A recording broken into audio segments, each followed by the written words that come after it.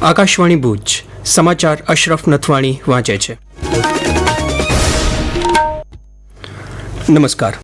ભારતીય સૈન્યના સૈન્ય સંચાલન મહાનિદેશક DGMO લેફ્ટનન્ટ જનરલ રાજીવ ઘાઈએ જણાવ્યું છે કે ઓપરેશન સિંદૂર હેઠળ પાકિસ્તાન અને પાકિસ્તાનના કબજા હેઠળના કાશ્મીરમાં 9 આતંકવાદી છાવણીઓ પર કરવામાં આવેલા હુમલાઓમાં 100થી વધુ આતંકવાદીઓ માર્યા ગયા હતા, જેમાં IC-814ના હાઈજેક અને પુલવામા વિસ્ફોટમાં સામેલ ટોચના આતંકવાદીઓનો સમાવેશ થાય છે.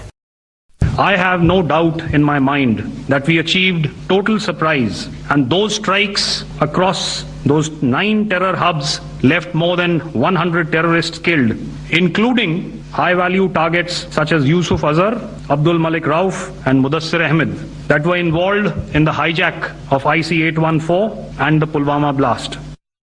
ગઈકાલે સાંજે નવી દિલ્હીમાં DGMO દ્વારા પત્રકાર પરિષદ યોજવામાં આવી હતી. આ પત્રકાર પરિષદના મુખ્ય મુદ્દાઓ અંગે સાંભળીએ એક વિશેષ અહેવાલ. મીડિયાને માહિતી આપતા લેફ્ટનન્ટ જનરલ રાજીવ ઘાઈએ કહ્યું કે ઓપરેશન સિંદૂર આતંકવાદના ગુનેગારો અને આયોજકોને સજા આપવા અને તેમના આતંકવાદી માળખાને નષ્ટ કરવાના સ્પષ્ટ લશ્કરી ઉદ્દેશ્ય સાથે શરૂ કરવામાં આવ્યું હતું. ઓપરેશન સિંદૂર ખૂબ જ મહેનત અને સાવધાનીપૂર્વક ચલાવવામાં આવ્યું હતું, જેમાં આતંકવાદી શિબિરો અને તાલીમ સ્થળોની ઓળખ કરી સરહદ પારના આતંકવાદી માળખાને નિશાન બનાવવામાં આવ્યું હતું. લશ્કરી કાર્યવાહી બંધ કરવા પર બંને દેશો વચ્ચે થયેલ સંમતિ બાદ પણ પાકિસ્તાન દ્વારા સંઘર્ષ વિરામના થયેલા ઉલ્લંઘન વિશે વાત કરતા લેફ્ટનન્ટ જનરલ રાજીવ ઘાઈએ કહ્યું કે આ સંમતિનું ઉલ્લંઘન કરવામાં આવશે તો તેનો કડક અને દંડાત્મક રીતે જવાબ આપવામાં આવશે.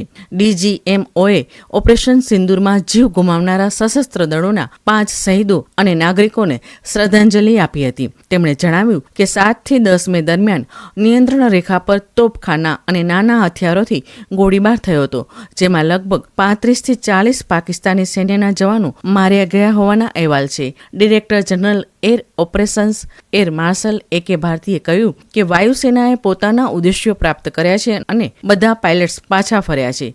તેમણે કહ્યું કે 7 મેની સાંજે પાકિસ્તાની માનવરહિત હવાઈ વાહનો અને નાના ડ્રોન દ્વારા ભારતના નાગરિક વિસ્તારો અને લશ્કરી સ્થાપનોને ભારે નિશાન બનાવવાનો નિષ્ફળ પ્રયત્ન કર્યો હતો.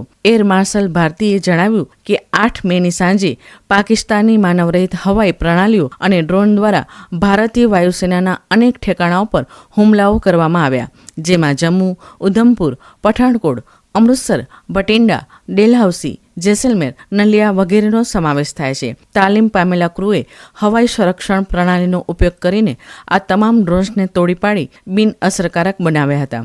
તેમણે કહ્યું કે ભારતીય વાયુસેનાએ પાકિસ્તાનના હવાઈ મથકો, કમાન્ડ સેન્ટરો, લશ્કરી માળખાગત સુવિધાઓ અને હવાઈ સંરક્ષણ પ્રણાલીઓ પર હુમલો કર્યો હતો. તેમણે કહ્યું કે ભારત તરફથી દુશ્મનને સ્પષ્ટ સંદેશ હતો કે આક્રમકતા સહન કરવામાં આવશે નહીં. કૃપાલી મૈછા, આકાશવાણી સમાચાર, ભુજ.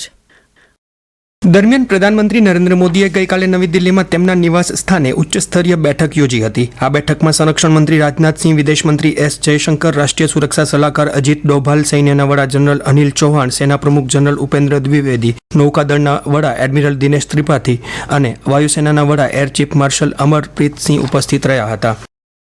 ઓપરેશન સિંદૂરને પગલે સરહદી કચ્છ જિલ્લામાં 3 દિવસ બ્લેકઆઉટ કરવામાં આવ્યો હતો. બંને દેશો વચ્ચે સંઘર્ષ વિરામ થતાં હવે જિલ્લામાં જનજીવન પૂર્વવત થયું છે. જિલ્લા મથક ભુજ સહિત સમગ્ર જિલ્લામાં સામાન્ય પરિસ્થિતિ છે અને ગઈકાલથી તમામ બજારો સમયસર ખુલી ગઈ છે. નાગરિકો પણ રોજિંદા કામે લાગી ગયા છે. દિવસ દરમિયાન માર્ગો પર લોકોની ચહલ પહલ પણ વધુ જોવા મળી હતી. હવામાન. આગામી 7 દિવસમાં મહત્તમ તાપમાનમાં 3 થી 5 ડિગ્રી સેલ્સિયસનો વધારો થવાની આગાહી કરવામાં આવી છે. ગત 24 કલાકમાં ભુજમાં સૌથી વધુ 40 ડિગ્રી સેલ્સિયસ મહત્તમ તાપમાન નોંધાયું હતું, જ્યારે કંડલા બંદર અને હવાઈ મથક પર 38 ડિગ્રી તથા નલિયામાં 36 ડિગ્રી સેલ્સિયસ મહત્તમ તાપમાન નોંધાયું હતું. દરમિયાન હવામાન વિભાગની યાદી મુજબ આવતીકાલ મંગળવાર સુધી કેટલાક સ્થળોએ હળવોથી મધ્યમ વરસાદ વરસી શકે છે.